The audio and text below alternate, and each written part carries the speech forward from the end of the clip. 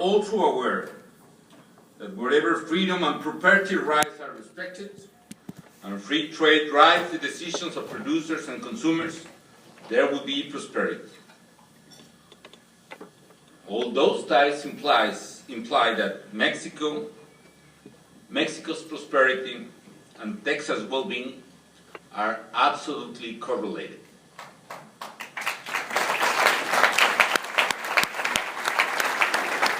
Our trade, Mexican trade, helped Texas, and of course, Texan economic activity helps Mexico a lot.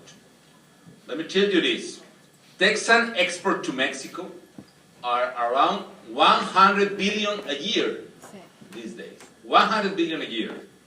And that implies, of course, a lot of jobs this side of the border.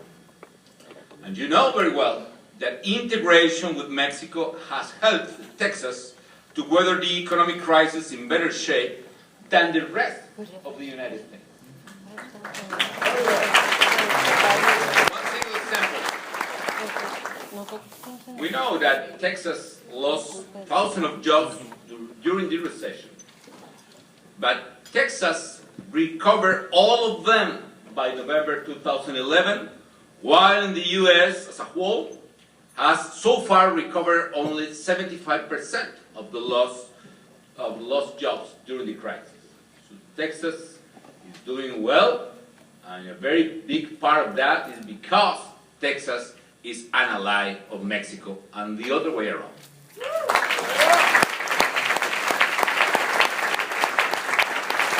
Now I was thinking what I can share with my friends in Laredo tonight.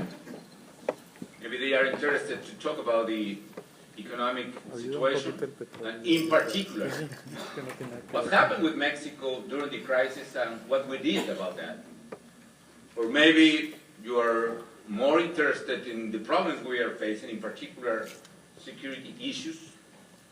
So if you allow me, let me try to address you with both. As you know very well, things have not been easy for us. These have been very difficult years for Mexican people and for myself. So tonight, I want to share with you my experience as president in some areas that are relevant to the future of our societies. The first one is, of course, the economy. And saying that, let me tell you that these years, 4 years ago only, Mexico went through one of the most difficult moments in its recent economic history. First, there was the impact of the economic crisis. And as you perfectly can imagine, if Mexico is exporting 80% of its total export to U.S., the economic recessions in the American consumption hit Mexico a lot. We suffer dramatically for that. I remember being in office when I was seeing the data about the performance of the economy in the first and the second quarter of 2009, the Mexican economy was going down at a speed of more than 10% negative. 10% negative. At that time, probably the worst moment ever in the economic environment for the country. But that was not the only thing I had at that time in my desk. Second, we faced failing government revenues as oil production in Mexico fell, because Mexican oil production was depending 60% in one single field in Campeche, the Cantarell field, and as you can imagine, that field started to decrease exactly in 2008. And third, in April of that year, we have this terrible news about new virus, a lethal virus, a known virus And we didn't know at that moment how cured that virus, which was killing a lot of people in Mexico, the H1N1. And upon that, we have, as the economy entered in recession, criminal violence rose even more and rapidly. So, my friends, in that spring of 2009, it looks like that Mexico had been hit by the perfect storm. So we had to act, and we had to act quickly. And we decided to face all those problems with courage. And Mexican people decided to do the same. But more than that, we took a quite important decision. We are not going only to deal with the crisis, but we are going to convert the crisis in an opportunity to increase the level of competitiveness of the Mexican economy. And let me tell you what we did. First, in the economic side. At the first moment, we implemented all the available counter-cyclical measures we could. For instance, we expand public expenditures. We had in place at that time a quite important program in order to support poorest families in the nation. The program called Oportunidades. It's a conditional transfer program for poorest families. And it is conditional because the mother of the family who received the money must bring the kids to the school and to medical doctor in order to break structurally the roots of poverty. So we increase, in the middle of the crisis, the support for the poorest family. We increased the average of amount of money we were giving to them, and at the same time we passed supporting 5 million families to 6.5 million families in that year. A tremendous effort expanding public expenditures.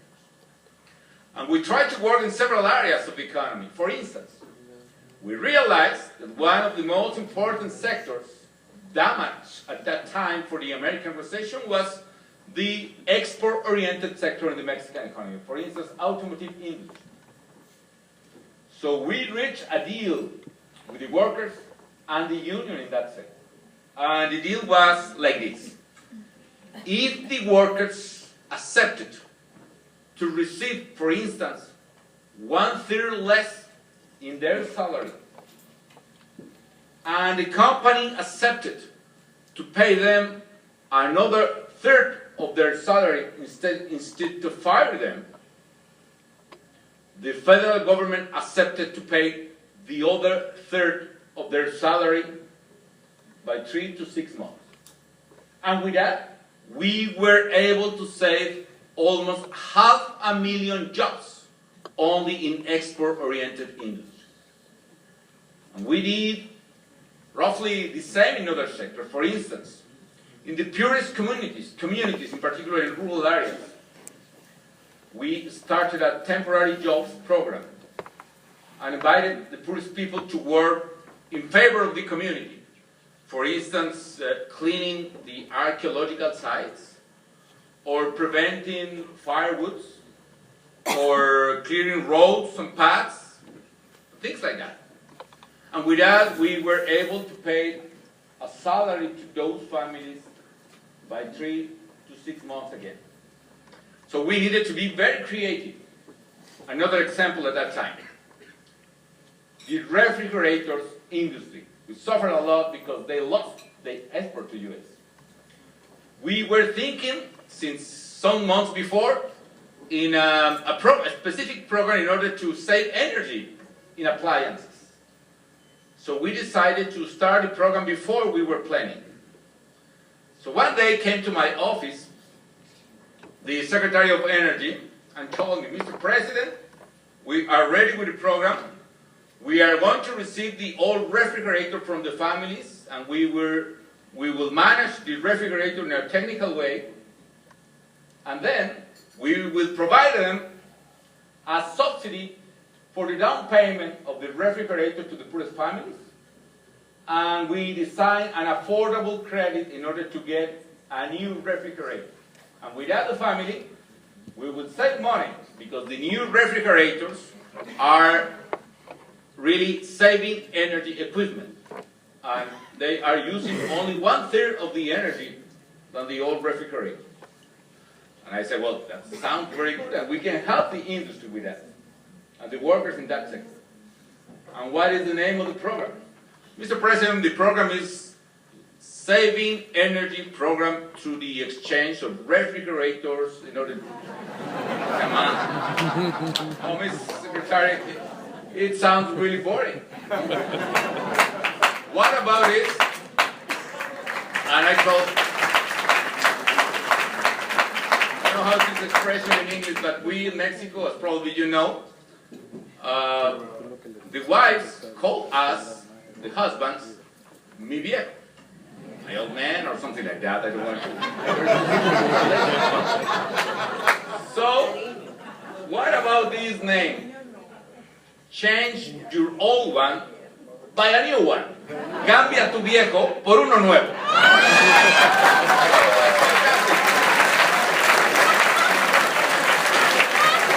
So it was a fantastic program. And let me tell you, in 1 year and a half, we sold more than 1 million of refrigerators to save the industry.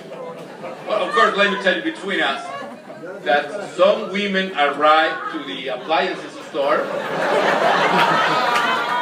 and they were very disappointed. I don't know why.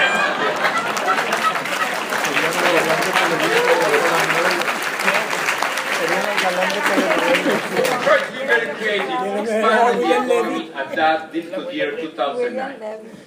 But second, and very important, at the same time, we maintain a commitment with sound political policy. How is that?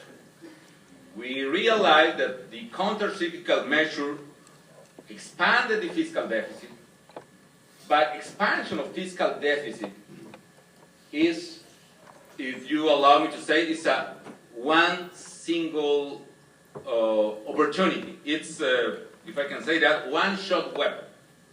You can use fiscal deficit once. But once you have used, you need to reduce fiscal deficit as soon as possible. So we did so. We applied that measures only those months in the middle of the crisis in 2009. And then, when we realized later that the economy was bouncing back, we implemented an exit strategy and following a very old recipe. And what is that? We reduced public expenditures again, and we increased revenues. So there is nothing new under the sun in those measures. And actually, we needed to pay a very high political cost, because it's not pleasure for anyone to raise taxes, for instance, or to cut public expenditures. For instance, we closed a large and very inefficient state utility, Luz y Fuerza del Centro, which cost taxpayers that year $5 billion a year, only in subsidies. So we closed that company because it was very inefficient. We pay political costs, yes, but let me tell you this. If we don't take at that moment bold measures in order to reduce the fiscal deficit, Mexico could be, like several economies in Europe, in serious problem. Because I remember several presidents at G20, among them the president of Spain, for instance, the prime minister of Portugal. They say, well, we are running counter-cyclical measures, we are expanding the deficit, and we are not going to close that because we want to support the economy a little bit more. And when they realized that they needed to close the gap, it was too late for those economies. So Mexico did so on time, paying a very high political cost, but I'm very sure that that was the right measure in the right moment. When you are president,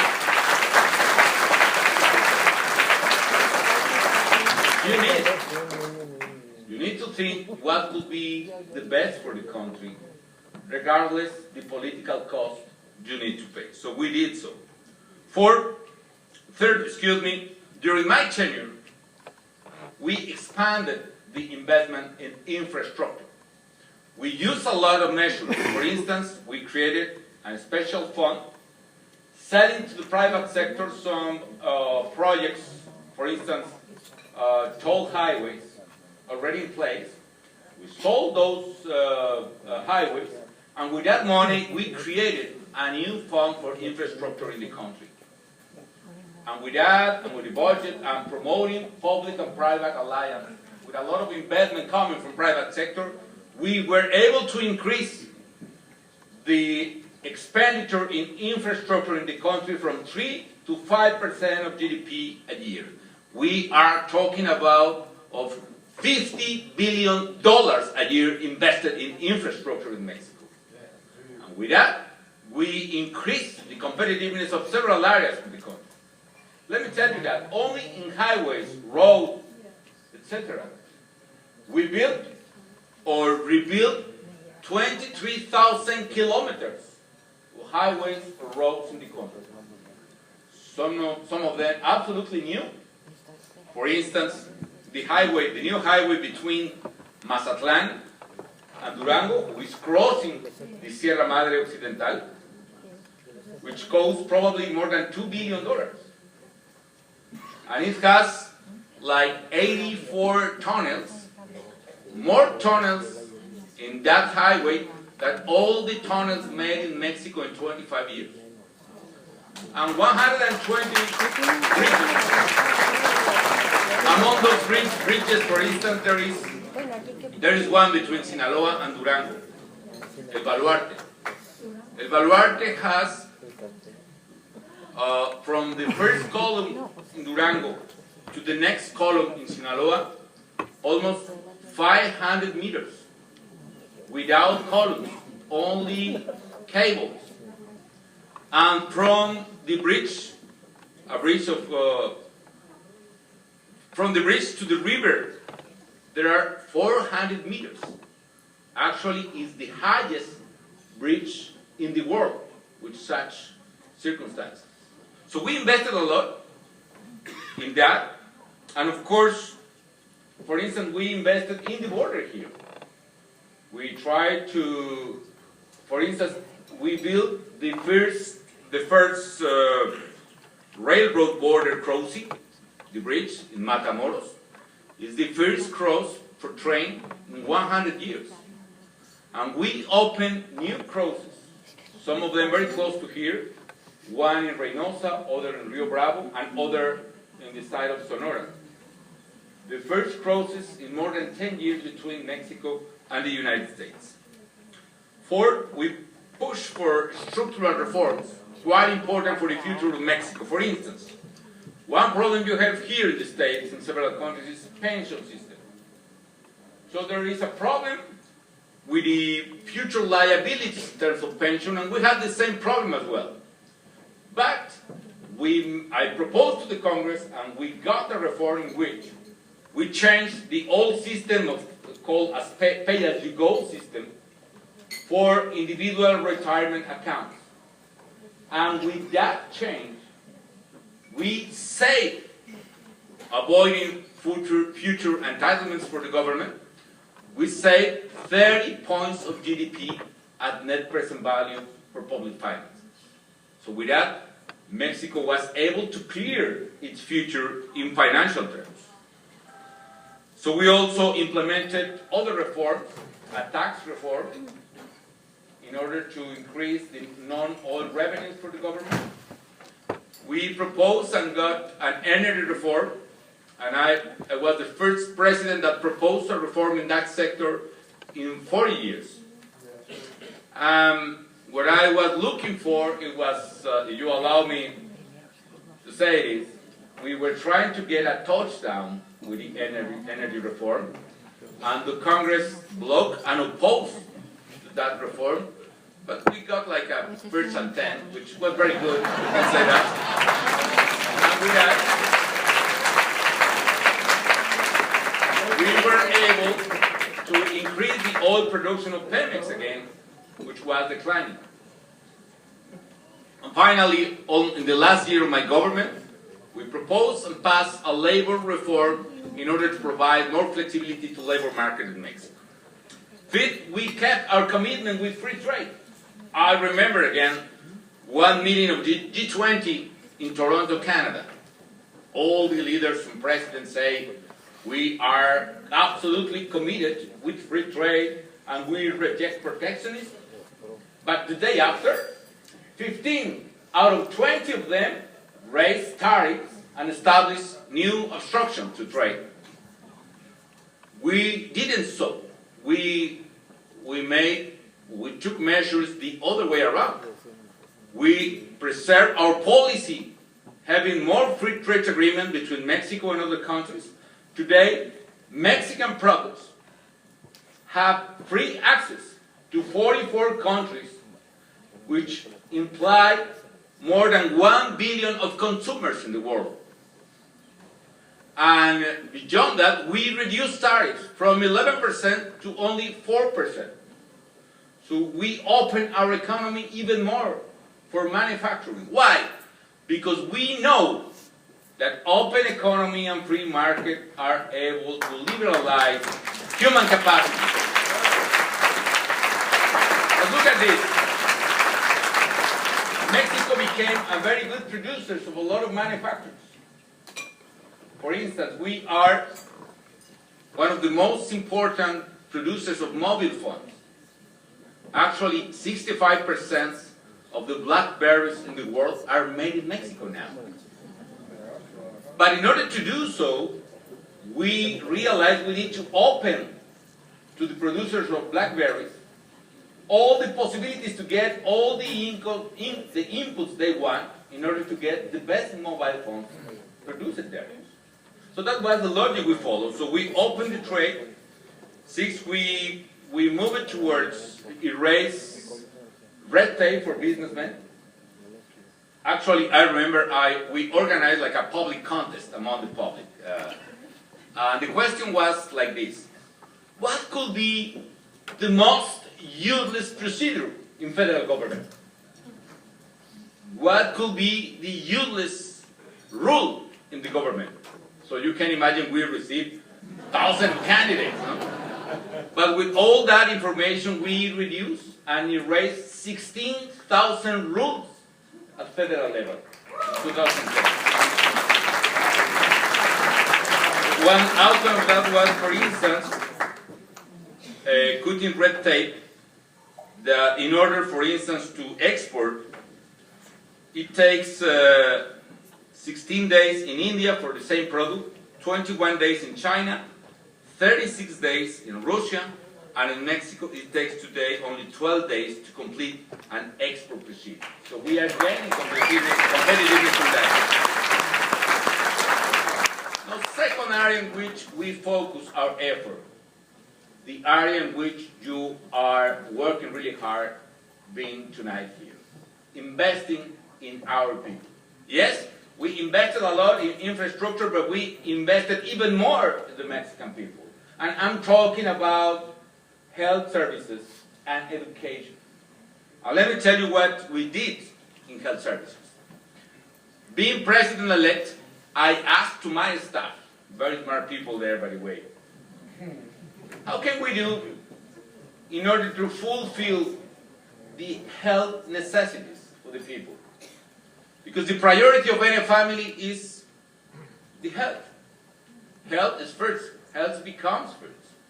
When any single of the family is sick, family is able to pay anything in order to bring him to the doctor or the hospital.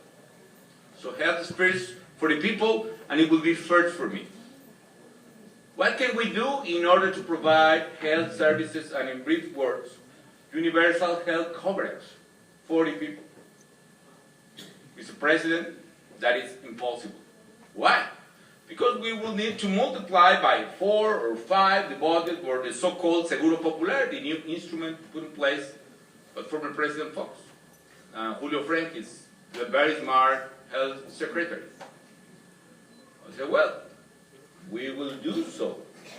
But it's impossible. Look, we will reduce, we will explore what federal programs are useless or less useful than this in order to increase by 2, 3, 4, or 5, or whatever is needed, the budget for Seguro Popular and health services. And in 6 years, we multiply by 5 the budget for Seguro Popular. At the beginning of my administration, only 60% or 60 million out of 112 million Mexican people had any kind of medical insurance. And at the end of my government, we passed from 60 to 106 million people with medical insurance. So in other words, we reached universal health care for Mexican people, which means doctor, hospital, medicine, and treatment for any Mexican who needs it. And in order to provide the services required for that, we built in 6 years 1,200 new hospitals and clinics across the territory and rebuilt 2,400 more. Some of them small clinics, family clinics, other big hospitals, for instance, some of them here in Reynosa, other in Victoria, with 200, 300 beds. But we were able to renovate the infrastructure for health services in Mexico. And the other is, by the way, there are some incredible experience for me. And it's not only the number of hospitals or whatever. Think in this. In 2009, we decided to incorporate to Seguro Popular cancer treatment for children. All the cancer for all the children until 18 years old. As you can imagine, it was a huge controversy even inside my government. Mr. President is going to take a lot of money to do so. But the outcome is that before that measure, for instance, think kids with leukemia, 7 out of 10 kids with leukemia die. And after that, today, 7 out of 10 kids with leukemia survive the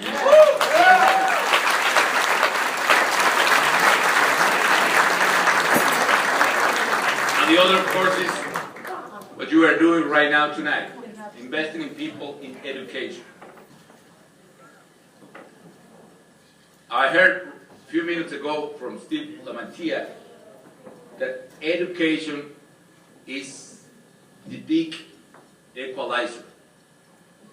The education provides, better than several measures, the opportunities for the people. And if we are going to look for justice in our societies, what we need to provide is equal opportunities. Yes, you will be responsible for your own decisions, but there is no justice whenever you have not the opportunities that everybody else to take those decisions. So education provides to all those kids you are supporting tonight equal opportunities, in which it is not important anymore to be rich or to be poor. Those kids will have in their hands the decision to prosper or fail in life. But the justice is the opportunity. So what we did, we tried to advance a lot in this sector. And again, we built in the 6 years during my tenure, we built 140 new universities or technological centers. 140 superior education centers.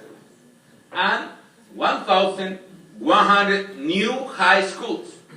All of them public and all of them tuition-free education centers. Without the increased opportunity for kids. Only one point. Today, for instance, one of the results of that is Mexico had last year 90,000 new engineers. and if you add the technicians, 130,000 new engineers and technicians, which means a year that Mexico is graduating more engineers today than Germany, UK, Canada, or Brazil. And that is provoking an incredible support for competitiveness of the economy. Why? Because companies investing around the world are looking for the best people. And they are finding in Mexico not the cheapest salaries, those cheapest salaries are in China or India, I don't know where, but very smart people producing great things. So, what is the outcome of all this effort in the economy? Well, let me describe some facts. When I left office last November, Mexico has reached stable inflation and interest rates at their lowest level in history. We reduced our external debt. You remember external debt was the nightmare of Latin America and Mexico several years ago. Actually, it's a problem for a lot of countries today. So we reduced our external debt in terms of percentage of GDP. To give you an idea, the external debt in the United States is 85% of the American GDP. The external debt in Mexico is only 32% of our GDP. So we are affording that debt. One single case, in 2010, we issued a special bond, long-term bond. How long could be that? 100-year bond at a rate of 6%, which is the largest bond besides a Chinese bond as well. 100 years. I'm not going to be there to pay that, but there is one. I hope. Well, you remember the crisis in Mexico before. We run out all the time, dollar, there is no dollar, huge devaluation, a lot of trouble. But today, external foreign reserves at central bank are 170 billion, and with that, Mexico will be able, for instance, to pay twice our total external debt, only with the reserves at the central bank. So it's a very strong economy and reliable in financial terms. Another figures, talking about fiscal deficit. Huge discussion here in America about fiscal deficit and the measures on sequestration and all those problems. Well, fiscal deficit in Mexico will be almost zero this year.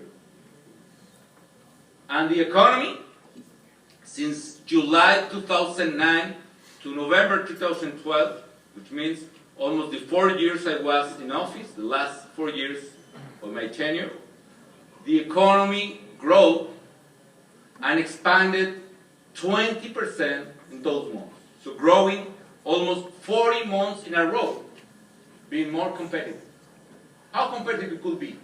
For instance, today, Mexico is exporting more manufactured products than the rest of Latin American and Caribbean countries altogether, including Brazil. 60% of manufacturing. Or talking about vehicles. When I took office, Mexico was the 9th largest exporter of vehicles in the world. Today, Mexico is the 4th largest exporter of vehicles in the world. In these years, we surpassed Spain. We surpassed, as exporter, a very big country close to us. I cannot remember the name. But Mexico became very competitive. And that implies that a lot of Mexican workers are having opportunity in Mexico. And that is related with other problems we always have. This terrible discussion about immigration. I do believe in freedom. I do believe in liberty and responsibility. But beyond the debate about immigration, there is one fact which is important. I know that this due to several reasons. Maybe the enforcement in the border, maybe the problems here in the States, but also the opportunities in Mexico have produced that the net rate of immigration of Mexican workers to U.S., which has been during time very high, the net rate of immigration to U.S. of Mexican workers reached zero since year 2011, 2012, and probably this year as well. Zero rate of immigration. That doesn't mean that there is no Mexican workers coming here, but the point is equilibrated. The number of people coming up and going down. So that is exactly what we are looking for. One day, we will see equal opportunities both sides of the border. Finally, my friend, I want to share with you quickly other very important area which needs our understanding and cooperation, and that is security issues in Mexico. As you know, I needed to face the very difficult problem of crime, organized crime and violence in the country. And let me be honest on that. Maybe I could avoid the problem and try to see to other side in order to avoid my responsibility.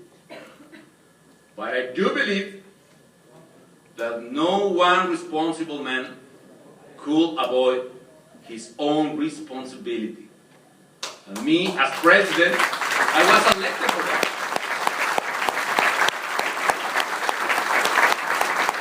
It was important to address the problem directly, hands-on.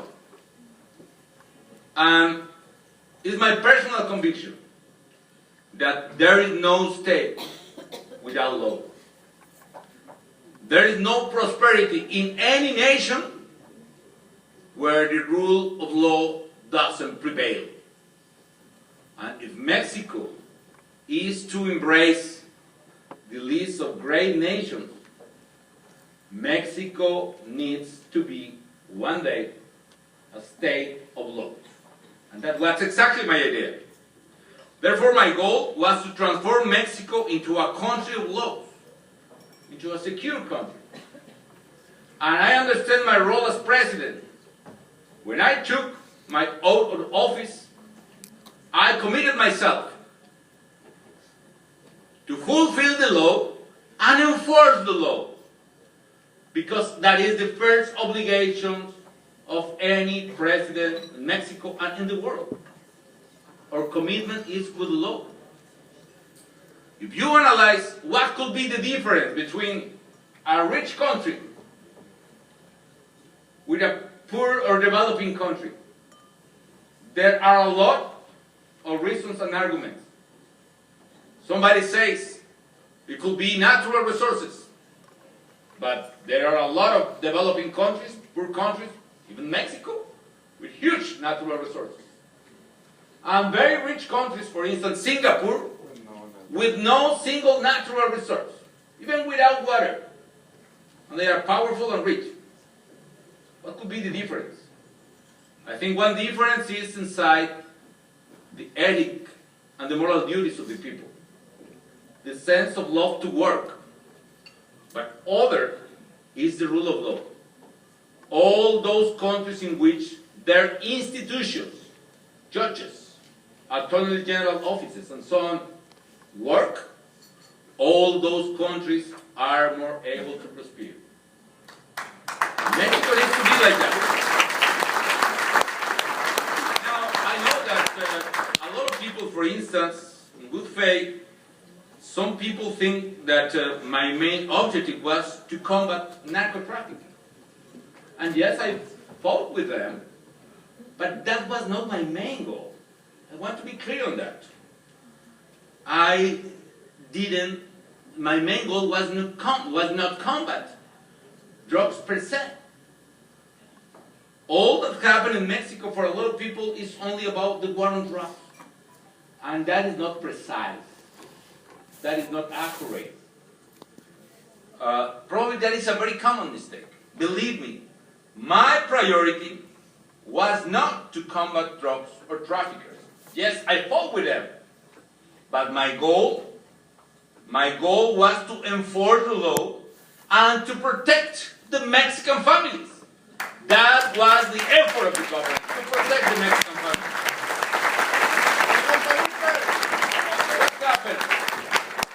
What was happening in Mexico when I took office? When I took office, what I found is that organized crime not only was operating in Mexico with full impunity, doing whatever they want. The problem was even more serious. In some places, towns or even cities, the criminals had the full control of the society. The criminals had full control of towns and cities, and even the police corps were under their orders. They were substituting the state itself. So kidnappings, extortions, protection rackets were devastating the security of the families and businesses alike. The new business for criminals, by the way, it was a new one, drug retailing. Why? Because there was a moment in which Mexico started to get more income per capita capacity, more purchasing capacity. So after NAFTA, for instance, Mexican income per capita went up from $2,000 to $15,000. So Mexican people were able to buy more cell phones, vehicles, housing, but also, unfortunately, drugs as well. And as the new business started, the drug retailing started, that provokes a dramatic expansion of organized crime far beyond the border to any single point in which they can sell drugs. The same not only in the border, but the same in Acapulco, for instance, or Cuernavaca. All those places with a lot of fun, if I can say that. And in that expansion, criminal organizations found very weak law enforcement agencies and institutions. Some of them weak because of lack of budget, but a lot of them weak because they were completely eroded by corruption, to be honest. Corruption was eroding a lot of institutions in Mexico. And when the criminals expanded one city, they found, for instance, a police able to be bribed. And with that, they started the hell of that town. In addition to that, the criminals got into very violent battles with each other. Why? Look at this. The key issue of the new business, drug retailing, is the control of multiple points of sale in the territory. In any retailing business, the key issue is to be able to control the sales. How many coffees were sold these days, how many Cokes or whatever are sold in that park, or in the stadium, or in the coffee shop, or whatever. For these guys, it's exactly the same. They need the control of multiple points of sales. Either nightclubs, or bars, or small stores, or whatever, or dealers. So in order to do that, they needed control of the territory. But looking for the control of the territory, they started a battle against other organizations. And that battle implies the terrible violence we saw, or we have seen in Mexico during the last 8 or 9 years. A terrible number of homicides, and very cruel, some of them, because they are battling in order to have the monopoly in one city, one state, or one region. So once they have the control of the cities, once they have the control of the police, for instance, they start the real new business. And the new business is not mainly drugs anymore. The new business is extortion. Because once the organization has such sophisticated level of organization itself, they are able to get the rents, the profits, the income of the rest of the society. They start with the illegal activities, because no one in the legal sector is able to defend himself through the law. But once they have the control of the police and the Attorney General office, no one is able to protect himself through the law. And that is the moment in which the organized crimes take the rights of the society. That's the moment in which the new business is extortion, and they are taking all the money come through kidnapping, extortion, and so on. So that's the situation I found when I took office in 2006. And these criminal groups were invading, if I can say, all the territorial with different levels of penetration in the institution. So that's what I found when I took office. And in order to address this problem, we deployed a comprehensive strategy with three main components. One, facing the criminals. We say in my office, the criminals are threatening every one of us.